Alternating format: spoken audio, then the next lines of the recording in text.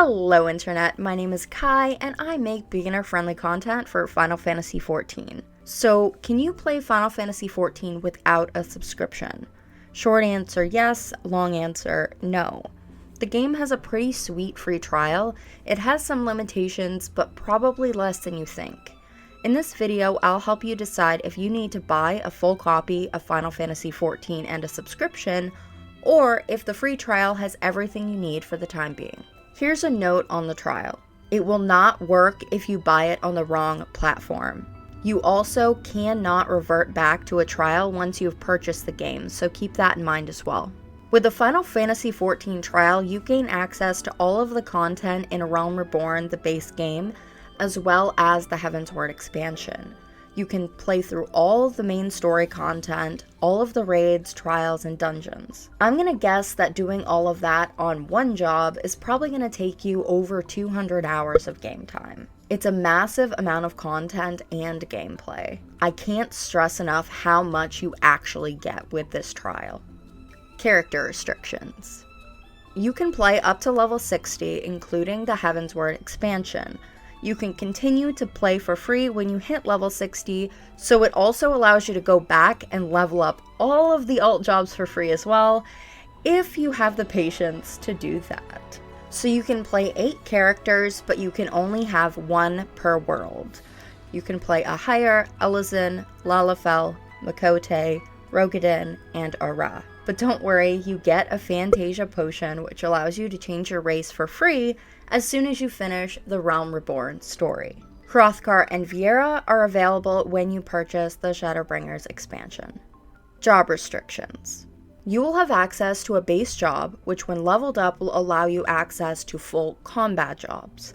The ones you can play in the free trial are listed on the screen, as well as what base classes you need to level up to unlock them. Money and trade restrictions. You are capped on Gil, the currency in Final Fantasy XIV, up to a maximum of 300,000. You cannot access the market board, our version of the auction house, trade with other players, use mail, or retainers, which are essentially the way you store things and sell them to the market board. Social restrictions. You cannot use shout, yell, or tell, but you can receive tells and you can use say.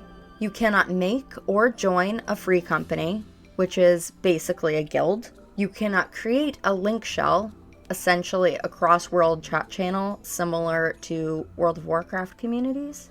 You cannot create a party either, but you can join a party and a link shell if you're invited to one. You cannot add friends, but they can add you. You cannot log into the in-game store or the Lodestone, the official community site for Final Fantasy XIV, which means you also cannot post to the official forums. So all of the restrictions that come with the Final Fantasy XIV trial are really just to protect the community and the game itself from people abusing these features and ruining either the community or the economy of the game.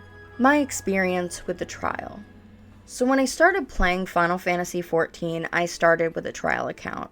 I personally found the trial to be really good. It did a really good job at making me want to buy the game. I think if you're not a super social player, you could use the trial exclusively until you got through Heavensward. If you just want to check out the game before buying it, the trial is a really good option, but I'd say it does limit your MMO experience and definitely highlights your single-player RPG experience. So keep that in mind if it's something important to you, but overall, I think the trial is an amazing option if you aren't sure if Final Fantasy XIV is the game for you.